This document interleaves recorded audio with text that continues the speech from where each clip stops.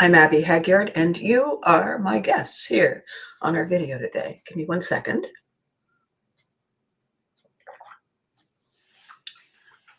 I need to click this techie thing over here. Let's see if... I love it when a plan comes together. So we had quite a week in my little corner of the world, and I'm looking at weather maps and checking updates on things on various social media, and it looks like a lot of us had a fairly hectic, busy last few days. And I wanted to talk to you today about something, uh, a hidden thing, something that is right behind us all the time, right around us all the time, and we don't see it.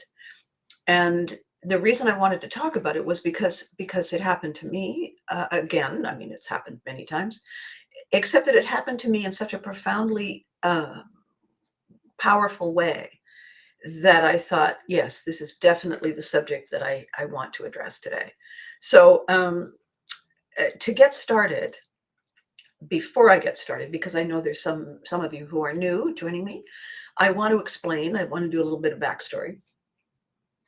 For a very long time, I was on television. And if you are of the right generation, if you were watching television avidly in the 1980s, then you probably saw You Can't Do It on Television and or the Care Bears. And if you did, you were looking at me, which is sort of a fun thing. So it turns out that I have hundreds of thousands of millions of children all over the world who said they never bring me chocolates on Mother's Day. I'm just putting it out there. Uh, I don't know why not. I know you're busy. We're all busy. And so when something kind of big, well, good morning, Charles. How nice to see you. When something big happens to us, as certainly, I mean, You Can't Do That. We didn't think it was going to be big, and we didn't know if the Care Bears would be big. And then all of a sudden they were phenomenally big. It changes everything. It changes all the things around us, and it changes people's perspective on who we are and what we represent.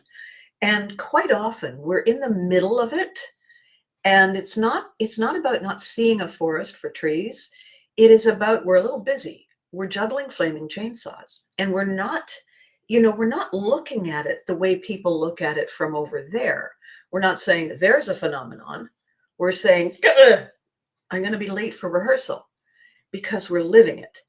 And it takes a while to get that step back to see what that looked like on the outside, what that looked like to all the people who were participating in various different ways.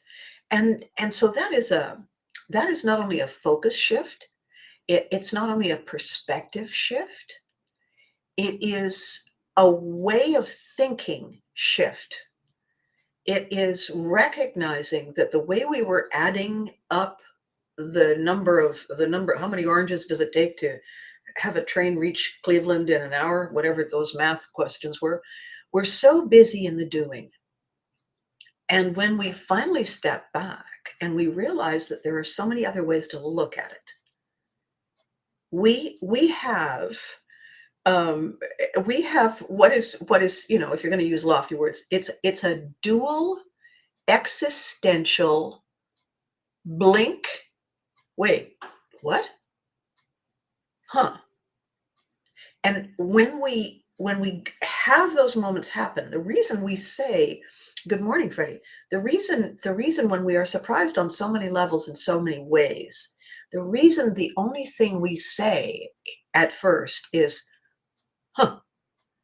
Just like that, just like somebody, punched you in the stomach. It's because the subconscious brain, our oldest brain, is pre-verbal. It doesn't know what to do with language. It's pure emotion. It's cause effect in the most primitive way: life, death, win, lose. And when the subconscious has a reckoning, at exactly the same time that the thinking brain has that same reckoning, and both both management systems simultaneously recognize it. It's one of the very few times that those two brains are actually functioning in tandem simultaneously. Typically, one of the brains is not aware of the other. Typically, they operate separately. It comes together within us, but they're on separate marching orders. So in those moments when we have something hit us firmly in the feels and the thinks and the see and the try to make sense of at the front, there isn't a word. And so that sound that you hear, huh, it really, it's like somebody shoves you, punches you, and it's an explosion of air with a little bit of noise in it. When I hear that happen to someone, when I'm talking to them, when I'm explaining something, when I'm asking them a question about why they want a project and what they feel it's going to do for them, and and I ask them a deeper profiling question about what is upsetting them or exciting them, and if they say something and I give them an insight that nails it, that touches it exactly perfectly on point, that's the sound they make. Whether I'm in front of them, whether I'm on the phone with them, I hear, huh, and I know that in the next immediate instant,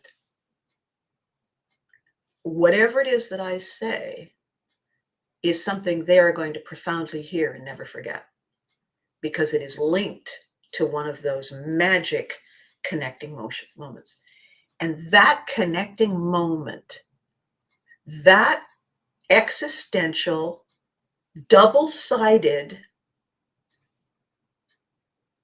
awareness, that is Pivotry in motion. That is us saying, because the minute we see it, the minute we know it, we can't unsee it. We can't unknow it. We can't unfeel it. It's forever. That is the true, deep definition of Pivotry. Definitely, Freddie, it is a gut punch that happens all through us. It's a gut punch in the brain. It's a gut punch in the heart. It's a gut punch in our energy. It's a gut punch in all the sensing organisms and organs and mechanisms that we have. And when it happens simultaneously, we are altered by that awakening. That is Pivotry. And I don't know why. I don't know why I haven't explained it that way before, because the has been a profiling tool and a connecting tool and a cosmic hugging tool that I have used for decades. I've never not used it. And how ironic that I said to myself, I've never explained Pivotry that way. But now that I have, you can't unknow that. You can't unknow the number of times you have experienced Pivotry in the moment, in real time, and that the next thing you did after that was an abrupt shift. And you knew it. You knew it the minute it happened to you, that something was changed.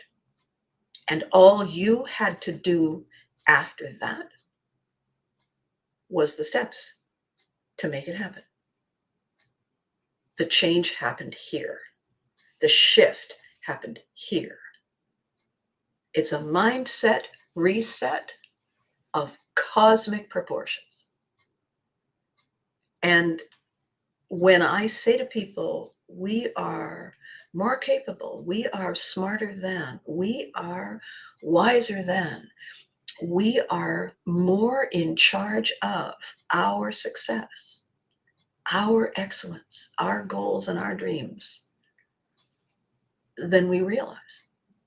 When I say that to people, it's because I know from personal experience in my own life and in working with others that the minute that moment happens, that existential aha,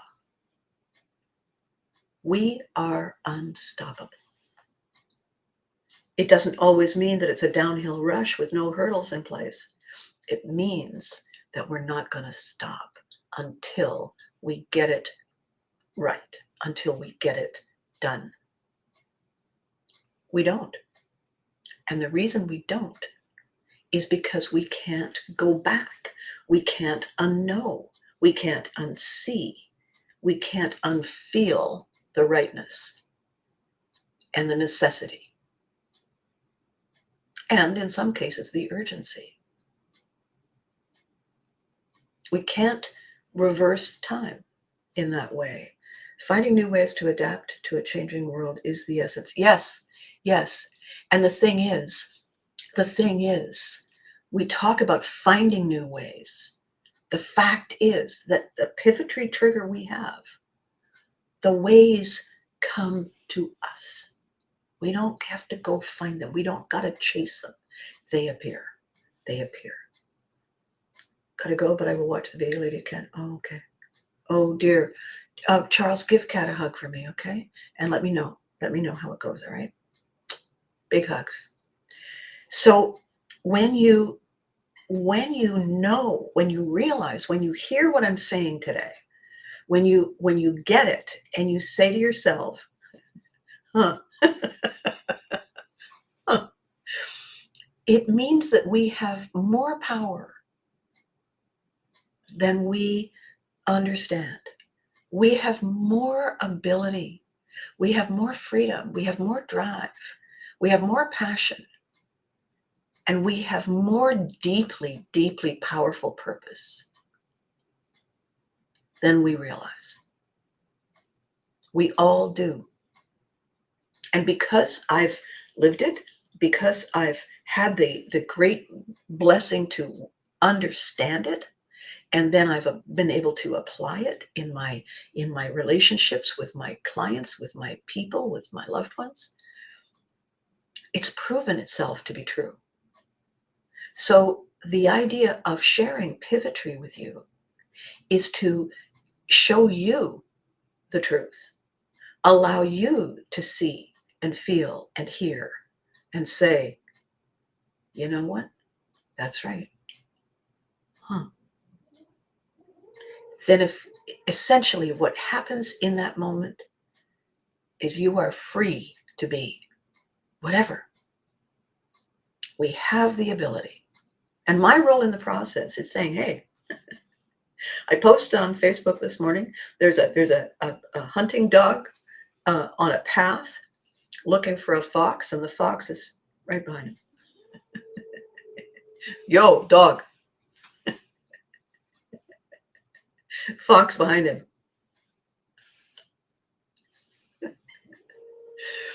So that's the backstory for all the newcomers and for all the people who have been watching me all this time and who have said, I'm not quite sure what she means by a mindset reset. I think today I got the words right or righter, and you may now get it in a way that you didn't before. And if you did, hallelujah, because we all need to be in this boat for our better lives and the better lives of the people we love who love us back. We need this. We need to stop feeling helpless. We need to stop spinning our wheels and wasting our energy on things that are not ours to own and have no relevance to us except that we assign it. I want us to say, what the hell? We need to do a little house cleaning, a little unhoarding of this stuff that is not serving us. because it's so much easier to replace a habit with a habit rather than just start over, I'm giving us Pivotry, and I'm giving us all these examples in real time, in real life, that allow you at some point in our conversation to say, oh my God, oh, of course. Oh, thank you. I got it. Because everybody feels and hears a trigger at a different time in a different way for a different reason, right? All these videos are meant to do is give you, what about this? Does this trigger? Does this resonate? Does this give you a shot where you need it? That's what they're all designed to do. So with that said, I want to talk about this event that happened on the weekend because, wow, just wow. Okay? Cheers.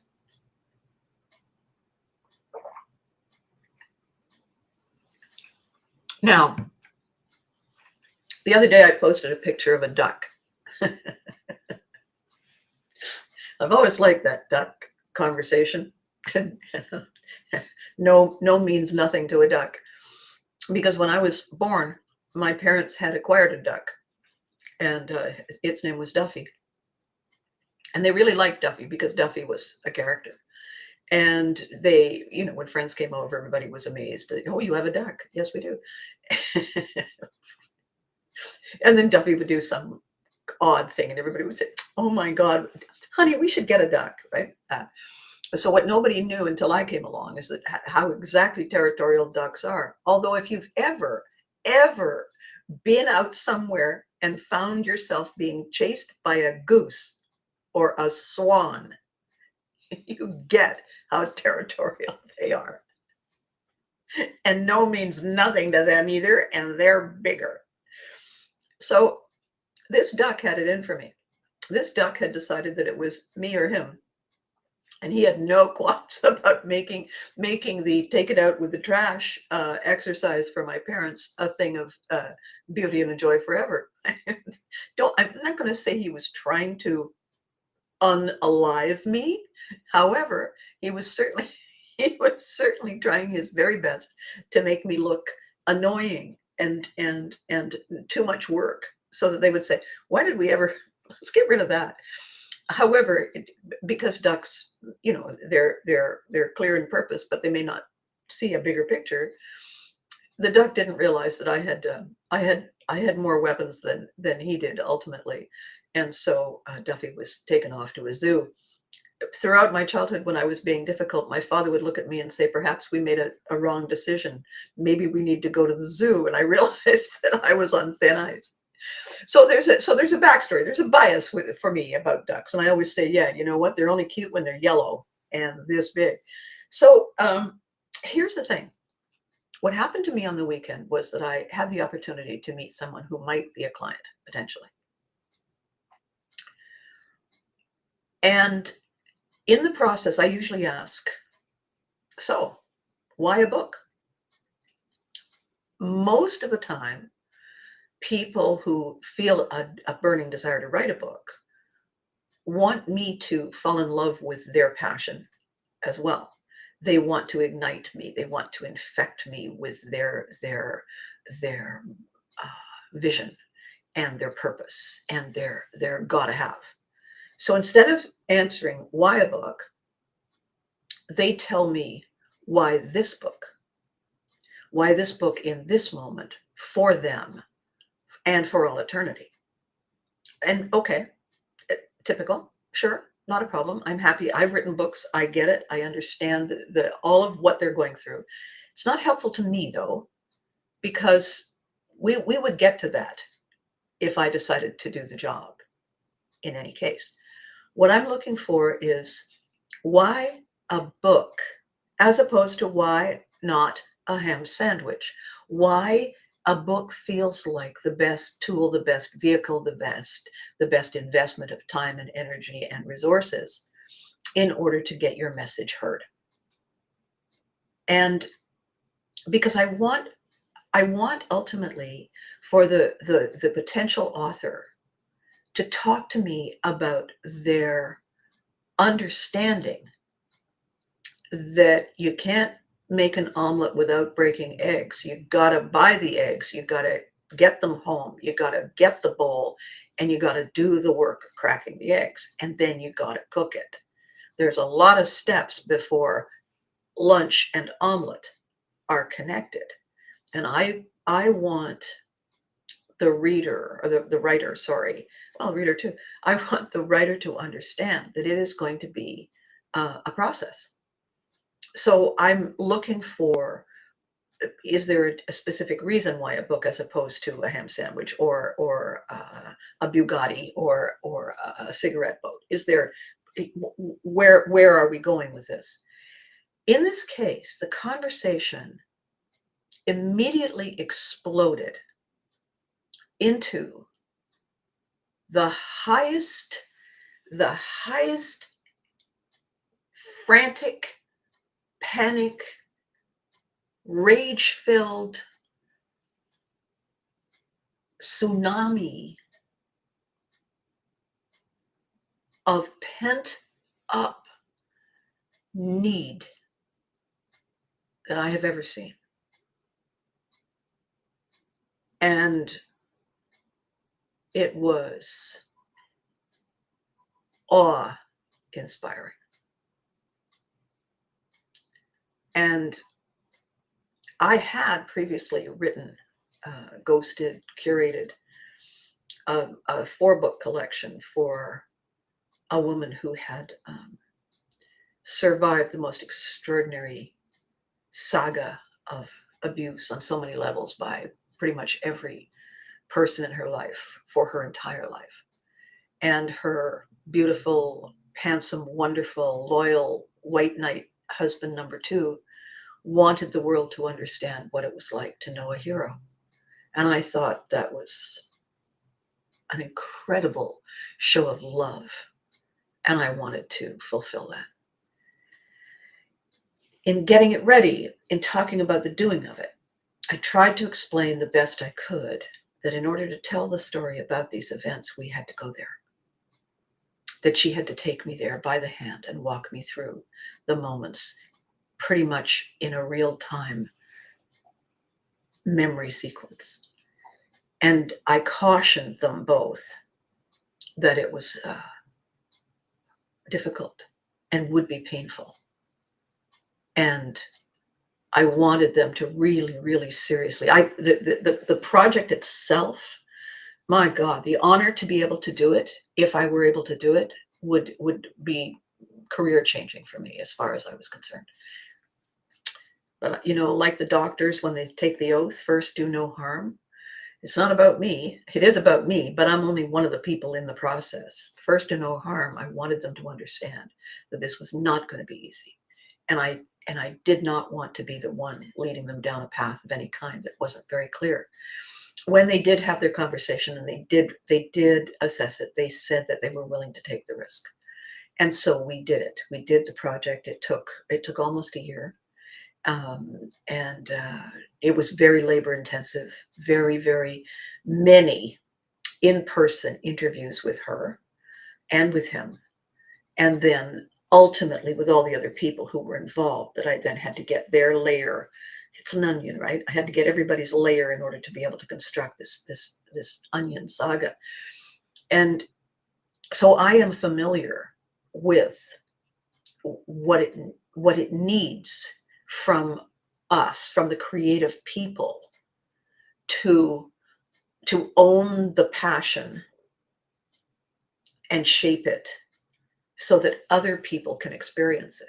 Because you don't just stand there and say, you need to listen to me, you need to hear what happened to me, because other people have the same thing going on. Other people are busy. Other people's pants are on fire.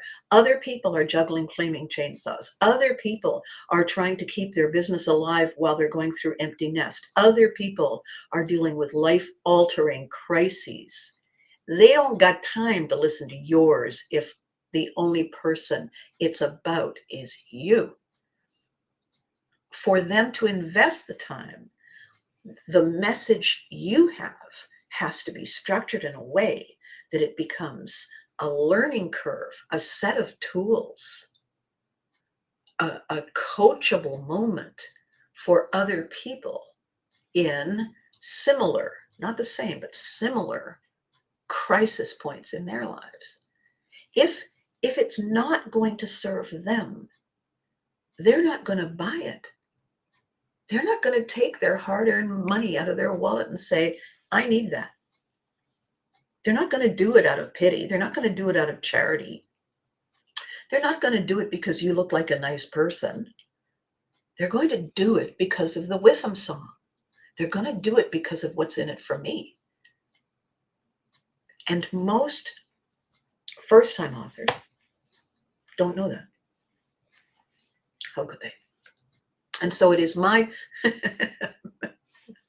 it's my task to tell them, because first, do no harm, and secondly, if it's going to work, it's got to work from the get-go, and they have to know what they're signing up for. So when I said, so why a book? And that fairly simple question unleashed this thing I really didn't see coming. I really did not see coming. I said to myself, nope. Nope. And the reason I said no, I didn't say no out loud. I was in that connecting moment meeting for quite a significant period of time. Why? Because everybody deserves to have their voice heard. And everyone who asks a question deserves a thoughtful answer. And I wanted to respect both of those. So we had that happen. When I asked a slightly different question, a slightly different way, looking for the way to go in by a side door to avoid I did get a different answer. I knew it wasn't really the answer. I knew it was someone annoyed by a question and giving me an answer. Because what she wanted, was to go back to this, to go back to the rage. And my question was in the way, was an inconvenience. Not unimportant, but just intrusive. And I understood that too. And as the day progressed, as the meeting progressed, I realized that the other part of what I wanted to talk about in this video today is a way of repurposing. It is a pivot, and it must be preceded by that Pivotry Existential AHA in order for it to happen. There is no question there. However, the element I want to share is one of the lead-ups, is one of the small avalanche pebbles that can happen, that can trigger all of the next good, rich stuff. So when I wrote for the theme of the video today, how quacked is the duck effect. Quacked, of course, being a little play on words, being my Elmer Fudd moment. The duck effect, by my definition, is the person who, well, good morning, Scott. Bringing in new authors into the fold. Yes, Freddie. Yes, getting them into the boat, right? So Scott, what we're talking about today is changing focus, shifting gears to find the one we can drive the farthest in for the best fuel economy and the best enjoyment of the ride. That's what we're talking about today. So the question, how quacked is the duck effect? I'm using duck effect based on the fact that ducks and I have had our moments, our issues. Also, that a duck, in my experience and watching them behave, is very set in its ways. It knows what it wants and it knows how it gets it. And that's really all there is to it. There aren't a lot of existential moments with a duck. And so everything that I heard, and then everything I thought about in the drive home, I used the word duck in my head. And I was driving along and I thought, quack, quack, quack. And then the little voice in my head said, lack, lack, lack. And I said, there it is. Huh, there it is. Lack, lack, lack. Go back, back, back. Slack, slack, slack. Hack, hack, hack. All of those angry, toxic, pejorative, nailing words that resonate with quack. I thought, there. Someone taught that. We're not born making a duck noise. I can tell you that. There was a duck in my life. My first word was not quack. It certainly wasn't quack or duck. It was or help.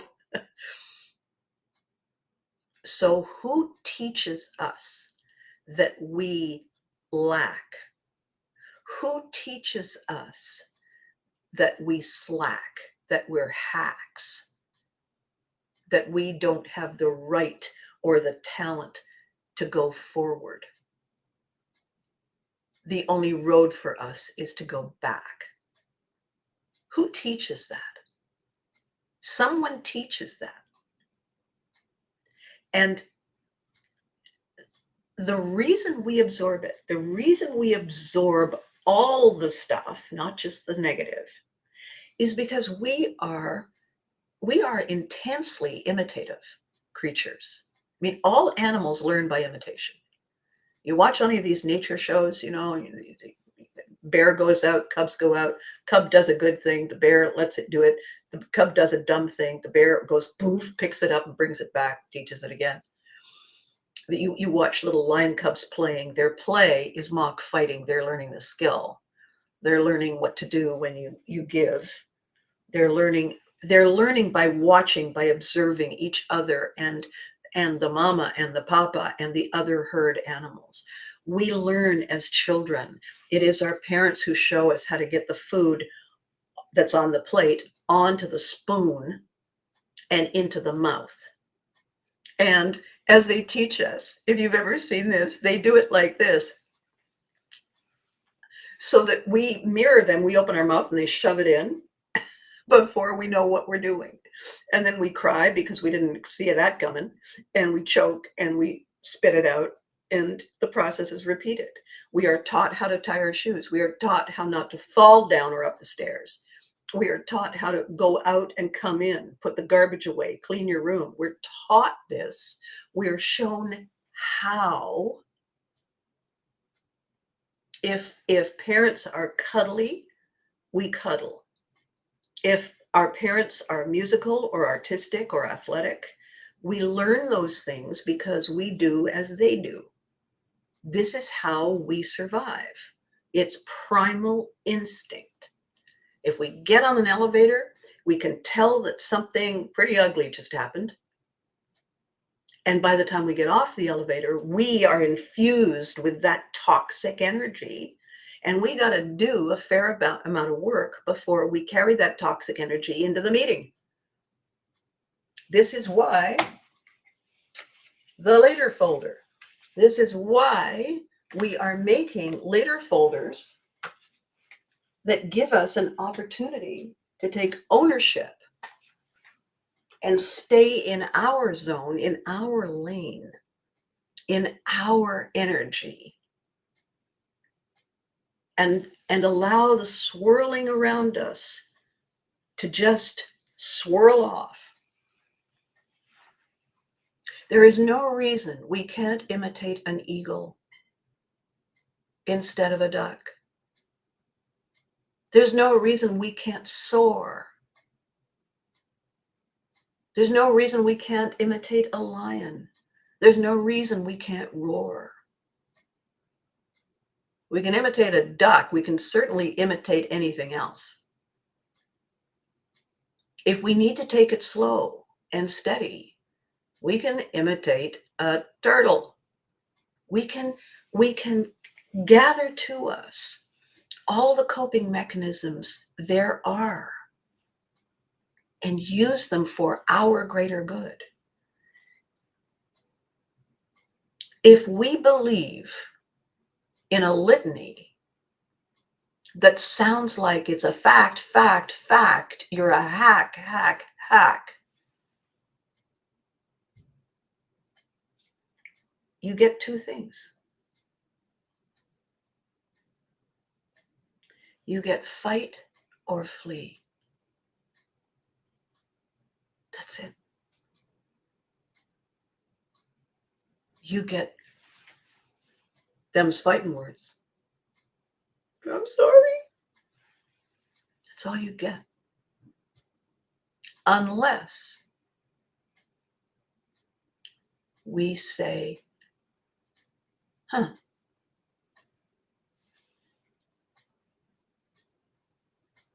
that's not me. What they're saying and doing, that's not me. My dad was a natural athlete. My dad, he could look at a sport and in 5 seconds be so good at it, he would win trophies. I, on the other hand, he took me to play squash. And as I was running back to hit the thing, I ran at top speed into the wall. Boof, thud. And my dad said, get up. You have to keep getting up. And I'm lying there going,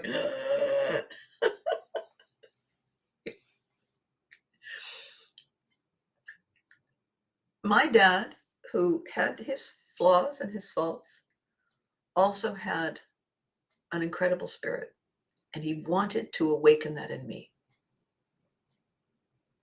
He said, there is nothing you can't do if you try. There is nothing. There were times when he said, it doesn't mean you'll do it well, but you can certainly learn to do it better than you did.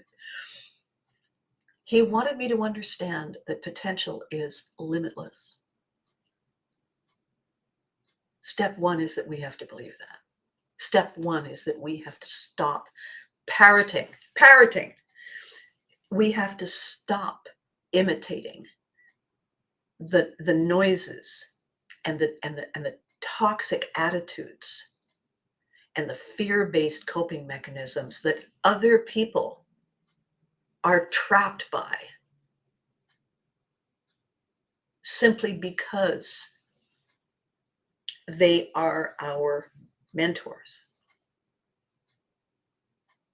I had a conversation several years ago. It was heartbreaking for me and for my partner in the conversation. This man had been my mentor for many years, and much time had passed. Many years had passed, and we were on the phone having a, gosh, it's been such a long time. How are you? You know, wonderful. And all of a sudden, out of the blue, he started to lecture me the way he had lectured me when I was in college, and he was my prof. And it was a good lecture. He was my mentor because I chose him because he was pretty incredible. However, in this conversation, he was telling me this thing and how I had to do it and how it was really important. And when he paused for breath, I said, you know, I don't really want this. I mean, you've always been a mentor to me. I don't want this. And a very interesting thing happened, which was two roads diverge in a yellow wood. He told me I had to rethink that. He told me that he was right and that my preference didn't matter. Doesn't matter what you want. he said. It matters that you listen to me. And, it's a very long time since he was my mentor, and he may have been like that back then. I don't have any memory of it. And I said to him, because he kept pushing it, kept pushing it, kept pushing it. And I said, finally, you are about to do something I will be very sorry about. And he said, what's that? And I said, you are about to ruin our friendship. I am not your student anymore. I do not wish to do this thing. I am excited for you. I'd like you to stop insisting that I give up what I'm doing to follow you, because I'm very excited about what I'm doing.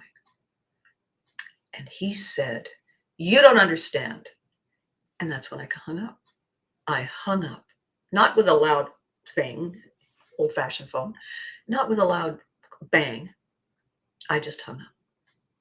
And then I removed him from my mailing list and from my connections, because this person was so narrowly fixated and focused on something that had become their passion that he was dismissing me as a person. He was dismissing me as someone with a path. And he was dismissing me as someone entitled to my own passion. And I have no time for that. I have no time for that. And it's a very sad thing that it happened. Really sad. And yet essential. Because every single time he told me that I had to do as he does, he was telling me I did not have the right to do as I do. And that,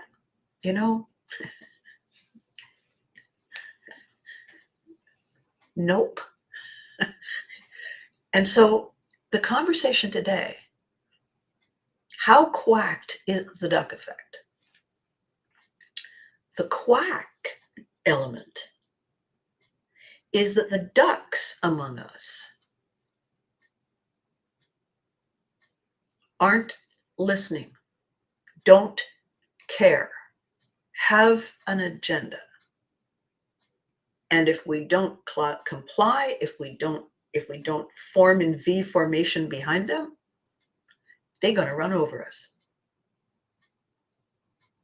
The duck effect is to deny our original essence. The duck effect is to squash our excitement, our innocence, our vision, our dreams. The duck effect denies us the right to be. And that is quacked. That is nuts. They learned a very interesting thing hundreds and hundreds of years ago. It used to be in royal families, and this goes back, to the Egyptians past beyond that, that if you were an elite of some kind, you didn't want to sully your eliteness. And so there was inbreeding that went on. Sisters would procreate with brothers. It would go on and on and on. And it took a long time for them to realize that they were breeding deformed, malformed, reduced capacity individuals, because you need fresh, you need new, you need a reinvigorating of DNA to make strength.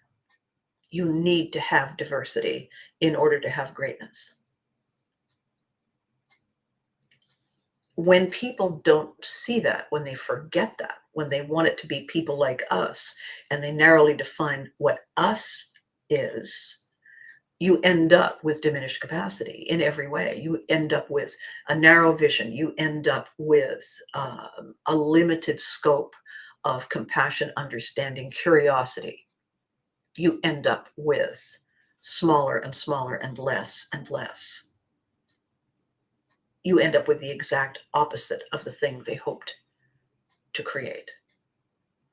The duck effect is quacked. And we don't deserve that. We deserve to soar. We deserve to roar. We deserve to be whatever. And in difficult times, we can't always. I have friends who deal with lifelong handicaps, disabilities, straitened circumstances, unexpected disasters. Personal friends, we talk often. The goal in their case is finding the gold within whatever that reality is. The goal for every one of us with a diminished capacity of some kind is to find the workaround that allows us to see the light, to come out from under. A very, very clever businessy friend of mine, who she does this incredible thing. She pulls together, she makes soup. I don't mean she makes soup, but her soup creations, her stew creations are a recipe of so many different ingredients, and with each one she takes the model of each one and builds something that is a hybrid that is greater than the sum of its parts. And anyway, she was saying that she went on a hike and she was terrified because it was very uphill, and she was, really having a hard time, and she felt exhausted, and whoever their guide was said, stop looking over there. Stop looking to see how far it is to go. Stop looking over there. Just focus here. Do this now. Just this step. And when you've done that step, I got another step for you. Just be here now. And she talked about it. She said, how did it take me that long? I said, oh yeah, that's right. How could it take you that long? It's not that you were busy. It's not like you were doing all this stuff, which, by the way, required you to be looking in all different kinds of places. You know what? You get a pass this time. Don't let it happen again, but you get a pass this time. We don't beat ourselves up for any really good reason. My dad always used to say that if it's not moving you forward, it's a stalling tactic. I would occasionally hear him saying from another room, "You're stalling." And I would think, because he was right, I knew I was. And sometimes I wasn't sure, but yeah, of course I was. And I would say, I know that, Daddy, I know that. If we wish to focus, to claim, to own, to roll around in the energy and the mindset of lack, if we want to take up the torch, someone else, we use their words, we turn them on ourselves, that's quacked. When I was driving home from my meeting, suddenly in my head popped up the lyrics to the Flanders Fields poem. Military kids are typically fairly, in Canada anyway, are fairly aware of the Flanders Fields poem, and in Canada in schools, in the Remembrance Day ceremonies at school, there's a piper usually, and somebody usually recites the Flanders Fields poem. And one of the stanzas is a soldier talking to the future generations. And it goes like this: take up our quarrel with the foe. Take up our quarrel with the foe. To you, from failing hands, we throw the torch.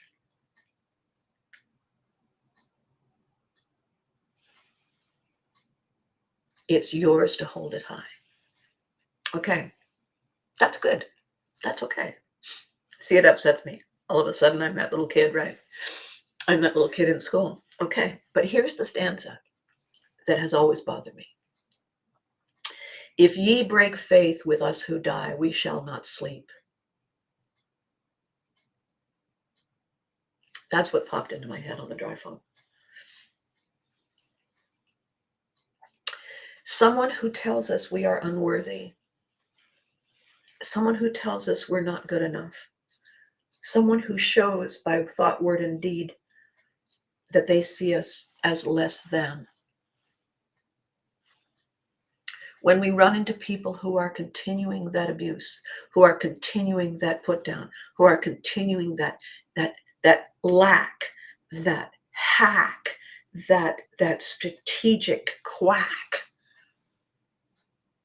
we have picked up their torch. In our desperate need to honor them because they were who we looked up to, we are perpetuating something that holds us back. Why would we do that? Why would we say to ourselves, I don't deserve because they said so? Why, if we have an equal opportunity, do we not say, I do deserve. I will make it so. Why don't we go the other way? And the answer is because we are imitative. We learn, and then we do, because it becomes what we know. What I want for us in doing these videos, in having this project, in getting shows together and training together and workshops together and tools together, what I want for me, because what's in it for me, is more of us saying, you don't think so? Just watch me. I want more of us saying, that is not good enough. It's not enough, period. I deserve more. I want that for us. I want those conversations. I want, we had a conversation the other day, the building manager and I, about people who complain. And in the middle of the conversation, somebody walked in without saying hello and started complaining. And I looked at him, and I had to turn away.